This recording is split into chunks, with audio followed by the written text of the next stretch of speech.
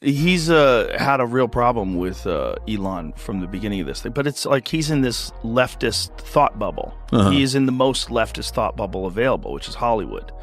And, and I think also, he famously, there's some videos of him in blackface, and those came out, and he had to apologize for them. And I think he took that hit and like really doubled down the other direction. Jimmy Kimmel's a loser. I do Jimmy Kimmel. I did him a lot. Yeah. And he'd be standing on the sidewalk. Oh, sir, may I bring you in? He'd bring me in every time. The whole show is talking bad about Trump. He called us doofuses when we had you on. He's a group of doofuses in flat-brimmed hats. Guess what? We ask him how many. What he did. Ask him. Yeah, Jimmy Kimmel just got hit with a $500 million lawsuit from President Trump, and Joe Rogan and Megyn Kelly are loving every second.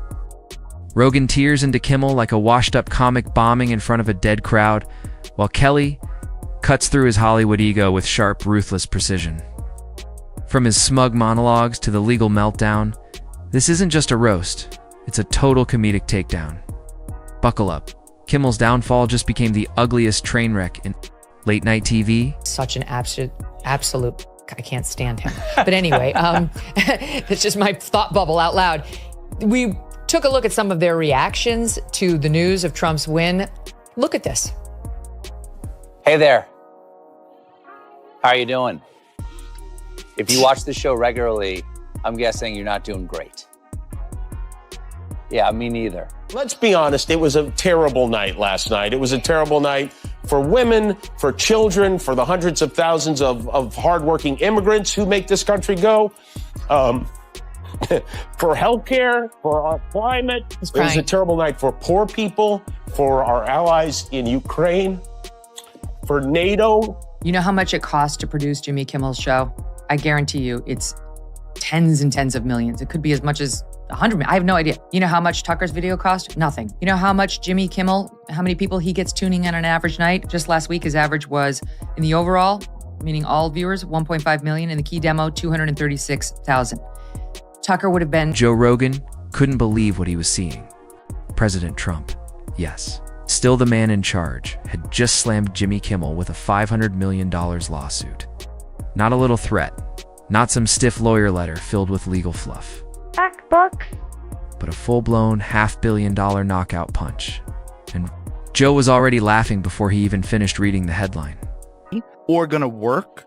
And when you see those flat, corny, late-night monologue jokes with no audience, Colbert, there's Jimmy Kimmel, there's Fallon. What they're doing is just like reading off of a teleprompter. So a bunch of really good joke writers wrote them some stuff, and then they're playing to the audience, and the audience is like laughing, so they get this feedback, and they know how to do that. They stand there, and there's applause signs, and then there's producers. There's the warm-up guy that's literally telling people to clap. They're like, okay, explain to the people. Yeah. Okay, when Jimmy comes out, I want a big round of applause. Let's practice this. He leaned back, eyes wide, laughing like he'd just watched a kangaroo win a championship fight. Out of all the headlines floating around, this one was pure comedy gold. Jimmy Kimmel, the guy who built his career smirking through scripted one-liners, had finally poked the wrong bear. And now that bear wasn't just awake, it was charging. Full speed with lawyers, and the weight of the federal machine behind it. Joe jumped into the madness like a kid tearing into a surprise sequel of his favorite video game. Jimmy Kimmel. Do you know who's worn blackface repeatedly and spoken inner city sort of urban accent saying she needs to darn those socks? Jimmy Kimmel as Oprah, as a fat-suited, black-faced, darning socks Oprah. Now, if you are of the left, that's fine. If you are of the right and happen to just say, hey, people used to wear blackface and nobody freaked out about it. He started off by saying that Jimmy Kimmel getting hit with a $500 million lawsuit was like a house cat trying to take on a freight train. There's bold, and then there's whatever wild fantasy. Kimmel must have swallowed to think the President of the United States would just laugh off getting roasted night after night. As Joe put it, Kimmel clearly confused late-night monologues with legal protection, like sitting behind a desk made him untouchable. Interview 5 Joe tore into the guts of Kimmel's smug routine.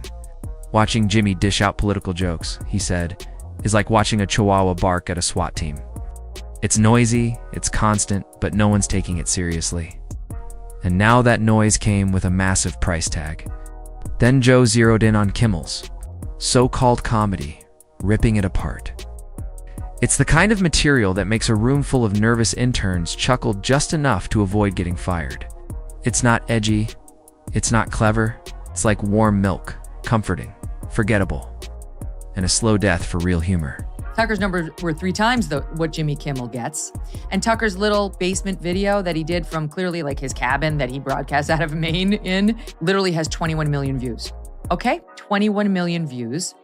Whereas, as I point out, on ABC, a massive network that comes into your home for free, that you have to make no effort to find, at best, Jimmy Kimmel can get 1.5 million. He needs to have a little self-perspective before going out there and hurling these insults because he looks a little... Rogan leaned in and said the real joke wasn't Jimmy's show, it was the fantasy that Kimmel still thought he was the cool kid in the lunchroom.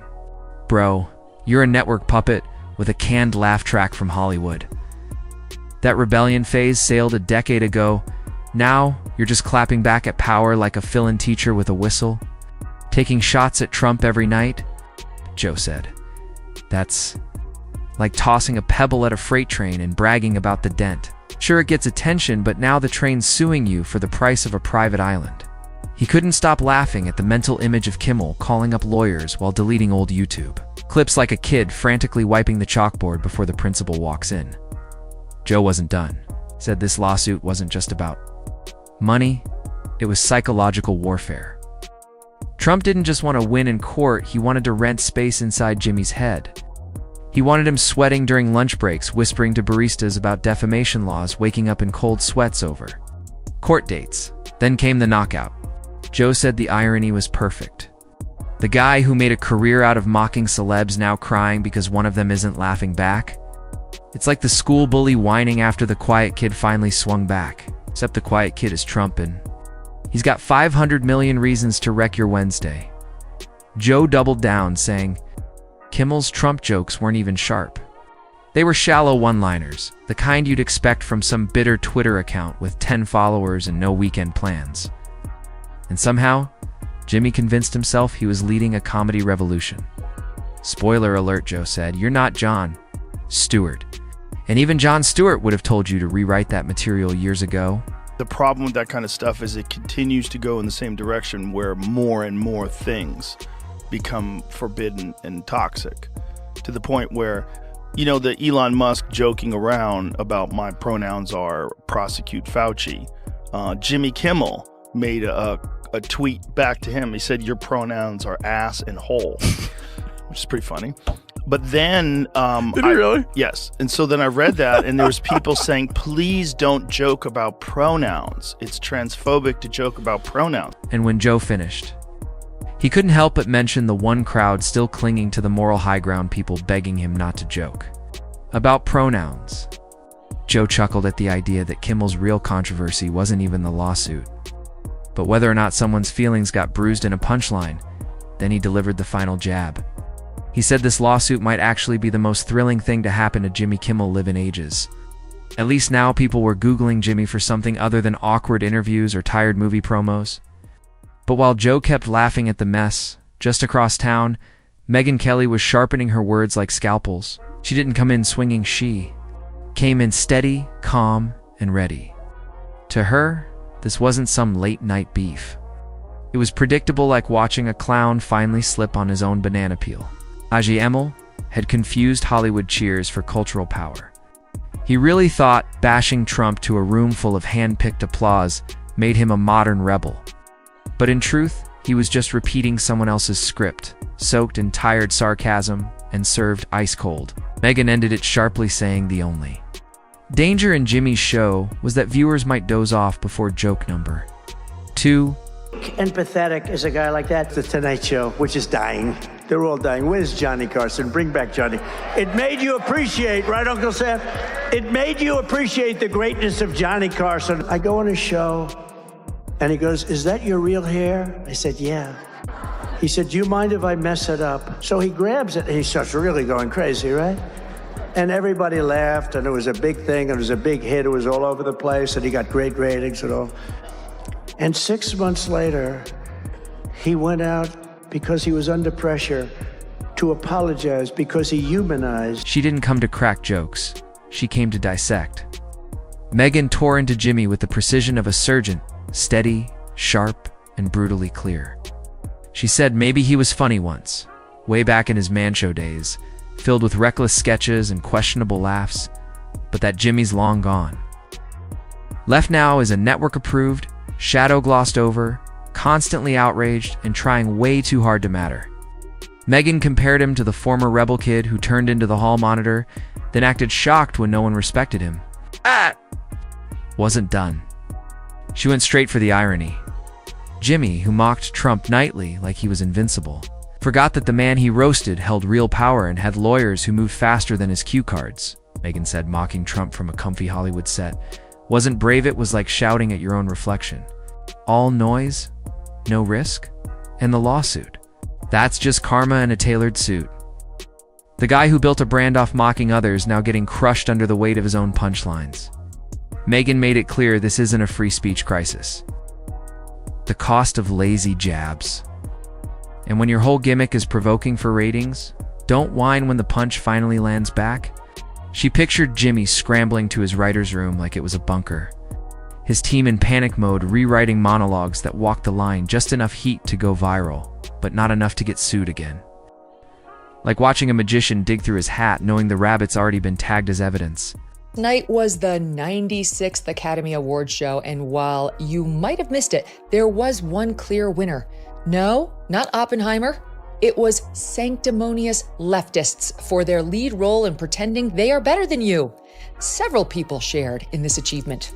Winner number one, Jimmy Kimmel. For the fourth time, Kimmel hosted the Oscars before an adoring crowd of Hollywood stars who laughed and curried favor. Megyn wasn't done. Not even close. She said the lawsuit completely shattered the fantasy that late-night hosts live in some untouchable comedy zone. Kimmel had been milking anti-Trump jokes for years, parading as some fearless truth-teller, while forgetting one simple fact: if your studio is made of glass, maybe don't throw bricks at the president. Then she zoomed out and took aim at Hollywood as a whole. Jimmy's not just some comedian with a mic, she said. He's part of a smug media machine that loves to dish it out but cries foul when someone claps back, when Trump fires off. It's a scandal. But when Jimmy goes off every night, it's just satire. Megyn rolled her eyes at the hypocrisy like she'd seen this play out a dozen times before. Then she hit him where it hurt. Maybe, she said, this lawsuit is the best thing that's happened to Kimmel in a long time. At least now, people are tuning in. Let's be honest, his ratings were in desperate need of a legal drama. She even joked that Trump might not just clean him out financially, he might accidentally make him famous again. Or Megyn painted the moment. Jimmy sitting in his dressing room, spotlight dim, dramatic music swelling, sweat forming as he realizes this isn't a sketch, it's the real deal. $500 million real? She ended with a sharp crack saying Jimmy may have to sell off those souvenir mugs, the fake tears, and maybe even a few A-list phone numbers, just to survive the legal storm coming his way. Nobody gives a fuck about it anymore. I know. And it's slowly, you have a bad business model and you're not adapting. Yeah, the creativity's gone for late night comedy. Megyn said what everyone else was already thinking. This wasn't about shutting Jimmy Kimmel up. It was about sending a loud message. Trump doesn't just want to win in court, he wants to show the world that the days of arrogant celebrity opinions without backlash are done. If you're going to take swings at the throne, you better not miss. And Jimmy, he swung like a blindfolded kid tossing darts at the wrong target. As the smoke cleared, Joe and Megyn stood like two people on different ends of the same war zone. Their styles were worlds apart, but they were locked in step on this one, shocked and entertained. Because this wasn't just some boring court case. It was a roast wrapped in legal paperwork. And for once, Jimmy wasn't dishing out the jokes. He was taking them. Joe jumped back in, cracking up so hard it looked like he'd just watched someone wipe out while holding a wedding cake. He said the best part. Jimmy finally got what he always craved: Trump's attention. It's just not the kind with clips and clout. No, this one came wrapped in legal folders and a price tag so high, it sounded like something a kid would make up to win a fight on the playground. I think that's him or a writer, can't you tell? Jimmy Kimmel? Yeah. No, it's him for sure. Okay. Yeah, That's definitely. good. That's a good one. He's a comic. Yeah, that's a good one. I mean, he used to host the Man Show. I mean, he's done some pretty outrageous back in the day. Yeah. You know, for hee-hees and haw-haws. No, that's a good joke on top of a good joke. Yeah. Joe didn't ease up. He said Kimmel poked a beast, forgetting this one owns towers, a legal army, and more patience than a monk on vacation. Trump didn't fire back with a tweet. He showed up swinging a legal hammer. Now Jimmy's stuck holding a mic with no jokes left and drowning in fine print. Joe laughed that next time Kimmel drops a Trump joke, he'll have lawyers in the front row like it's defamation, the Broadway show. Then Joe shifted gears like he always does, turning deep. He said this whole circus proves one thing.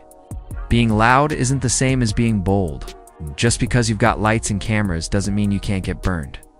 Kimmel thought he was slaying monsters. Truth is, he was flicking rubber bands at a tank.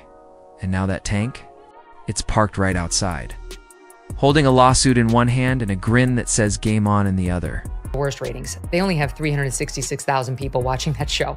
During the Jon Stewart years, it was over 2 million. Now it's down to 300,000. Seth Meyers, absolutely dreadful. He doesn't even have 1 million, 778,000. I mean, for network television, this is, you don't have to pay for it. It's there when you turn on your TV, you plug it in. That's a dreadful number.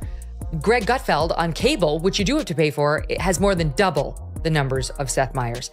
Jimmy Kimmel, 1.5 million averaging, also equally horrible.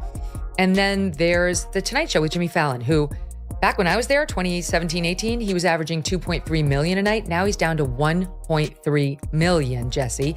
And he cannot afford the "you are toxic" controversy because he's also pulling in reportedly over $15 million a year. So you got all that money for 1.5 million in audience, which is a nothing. I mean, the middle of the day on Fox News gets that.